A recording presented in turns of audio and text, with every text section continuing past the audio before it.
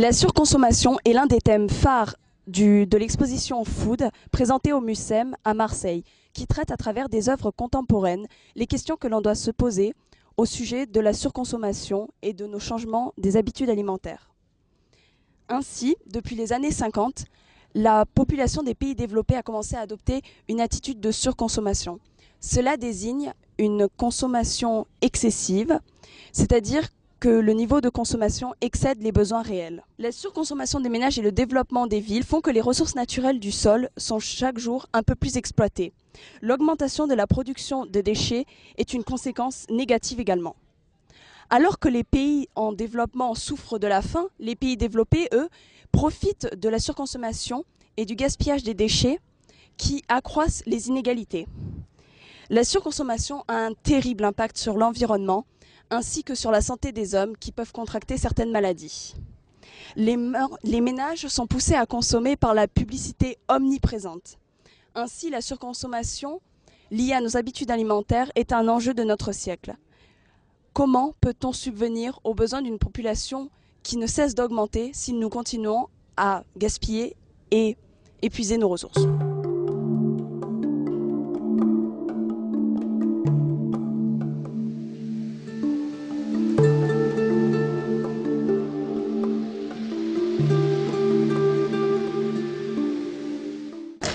Nous sommes en présence de Jean-Roch Bouillet, le commissaire de l'exposition. Bonjour monsieur. Bonjour. Pouvez-vous nous parler en quelques mots de l'exposition qui se déroule au MUCEM, le musée des civilisations? Alors c'est une exposition d'artistes contemporains, il y a 37 artistes contemporains dans cette exposition et effectivement dans un musée qui n'est pas un musée d'art, on n'a pas habituellement des œuvres d'art présentées, en tout cas exclusivement. Et notre idée c'était plutôt d'aborder un sujet de société, un vrai sujet de société, la question de la nourriture, de notre rapport à l'alimentation, mais à travers le regard des artistes contemporains. Pourquoi avoir choisi The Onion de Marina Abramović pour illustrer cette exposition ? Alors le choix d'un visuel pour une affiche d'exposition, c'est toujours quelque chose de très compliqué, surtout dans une exposition où on a 37 artistes comme ça qui représentent cette thématique. Donc il y a des tas de discussions entre nous, quelle est l'œuvre qui va le mieux représenter l'exposition. Et il nous a semblé que dans The Onion, il y avait beaucoup de choses qui parlaient de différents aspects de cette exposition. La question du rapport à l'aliment brut, donc le rapport à l'agriculture, à la manière dont on produit les aliments, le rapport à l'aliment qu'on consomme soit individuellement soit collectivement, donc qu'est-ce qui peut exister au niveau de la symbolique de l'objet, de la symbolique de l'aliment, qu'est-ce qu'il peut y avoir autour des interdits qui peuvent exister autour des aliments, etc. Et puis le troisième aspect qui est présent dans cette œuvre, c'est cet aspect lié à notre mode de consommation aujourd'hui, la surconsommation, voilà, cette idée qu'on est un peu arrivé à une saturation d'aliments et donc en fait ces trois aspects, ces trois sujets que je viens de décrire rapidement, on les retrouve dans le sous-titre de l'exposition, produire, manger, consommer. Donc il nous semblait qu'il y avait vraiment ces trois aspects dans cette œuvre-là et c'est la raison pour laquelle on a fini par la choisir comme visuel de l'exposition. D'accord. Nous avons ciblé plus particulièrement notre reportage sur la surconsommation. Nous avons choisi deux œuvres, The Onion de Marina Abramović et Supermercado de Eduardo Sur. Pouvez-vous nous en parler en quelques mots ? Alors avec Eduardo Sur, on est face à ce qu'on appelle une sorte de ready-made, c'est-à-dire un objet de la vie réelle qu'on déplace et qu'on installe dans le musée et à partir de là on voit ce qui se passe.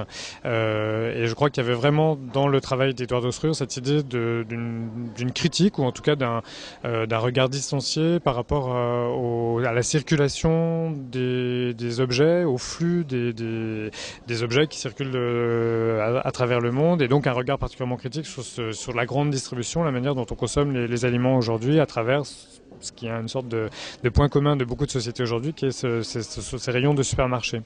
Donc ce qu'il veut dire par là, c'est attirer notre attention sur le fait que dans les supermarchés, il y a 40, 50, 60% des produits qui apparaissent dans les supermarchés, qui sont jetés à la poubelle, pour des tas de raisons, parce que le packaging ne convient pas, parce que les carottes ne sont pas droites, parce que les pommes ne sont pas séduisantes, etc. Ça, ce sont des données que nous connaissons tous. Enfin, on a tous lu dans les journaux ou écouté à la radio le fait que la grande distribution génère une grosse masse de produits jetés.